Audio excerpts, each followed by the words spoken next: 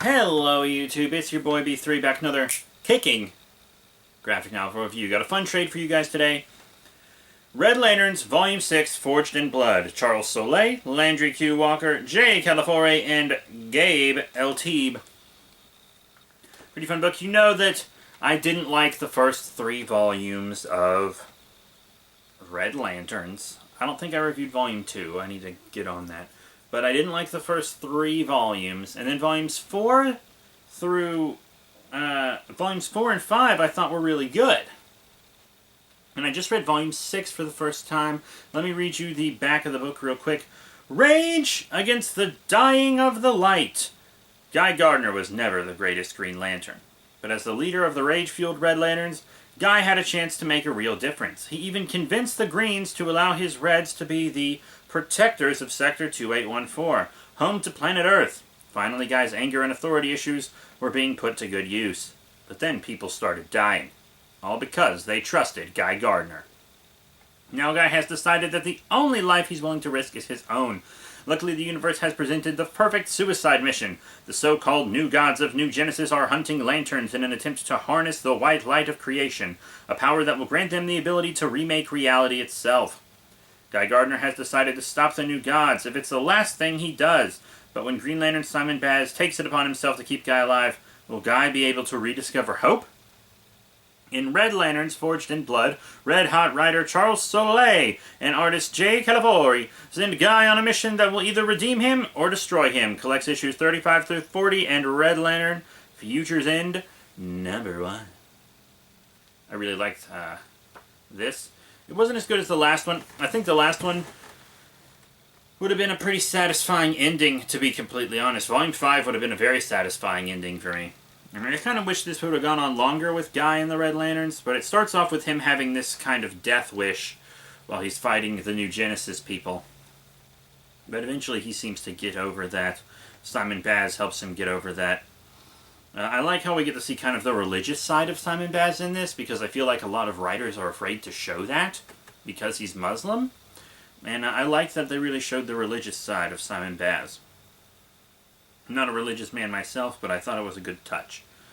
So they fight the New Genesis people, and it's just some tie-ins. It's not really anything you super need for the story. They aren't really the important issues. But I've never read that whole story about New Genesis from the New 52 in order, because I have them all in separate trades. So I've never read them all in order. I think you can buy a trade that's just everything from that story in order. But I don't have that, because I have all the issues and other things, so I feel like I don't need it. And then there's a lot of stuff about Guy cleaning up all these rage monsters and stuff that are left over on the planet after Atrocitus made a bunch of Red Lanterns. And he's able to let it go and rediscover hope and release that rage, which is pretty cool. And then the Future's End issue was actually pretty good. It shows them several years in the future. Guy Gardner has become a Blue Lantern.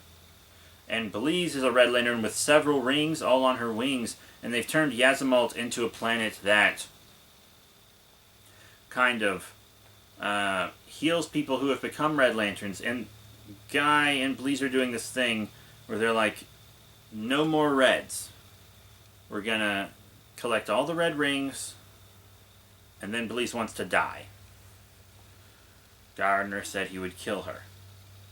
But turns out the other human Red Lantern, Rancor, or whatever his name is, I feel like I never say it right. I say it like Rancor, like Star Wars, but I feel like that's not the correct pronunciation. He has like this chainmail made of red rings on his body, so he's a really powerful like Red Lantern who does stuff. And they defeat him, and they don't even do it by fighting. Guy reveals to him and Belize that when you put on the blue ring, you see the vision of your future that gives you hope. And in his future, both Rancor and Belize were not Reds, and they were happy. So they were both able to let go of their anger, and he took the rings and dissolved all the red rings in his blue light so that there were no more Red Lanterns. Belize and Rancor got to live happy lives together, which I thought was nice. I was kind of hoping for them to get together, to be completely honest, because they both deserve it. But I mean, that was nice. I felt like the last volume would have been a better full ending, but this was still good. It was good. You could tell that they maybe kind of had to rush the ending because like they got canceled or something, but I feel like the Future's End issue tacked on the end really helped it feel like an actual ending, even though there's a several year jump between that issue and the last issue of Red Lanterns. Several year jump. It's all pretty fun though. So I recommend reading Red Lanterns volumes 4 through 6. I don't recommend 1 through 3. But Volume 3 is a tie-in with lots of the other Green Lantern stuff that was going on. That was the problem with the New 52 Lantern books. It was almost a permanent crossover. Like, there was crossovers all the time, especially between the ones that were actual, that had the words Green Lantern in the title. Just constant crossovers that made it where if you read one Lantern book, you had to read all Lantern books. And I didn't really like that. Even I, someone who reads every Lantern book that comes out because Green Lantern is my favorite, even I was like, this is too much. So that's Red Lanterns, Volume 6, Forged in Blood. I did enjoy it. Definitely check out Volumes 4 through 6. Once again, you can read 1 through 3 if you want. It'll help you understand everything better, but they're not very good. So don't judge the series as a whole on Volumes 1 through 3. So that's it. Thank you all very much for your support. Remember to rate, comment, and subscribe. Check out all the cool links in the description below. Facebook, Twitter, etc. We got more graphic novel, trade, paperback reviews coming your way. And I'll see you all next time when we do our next review.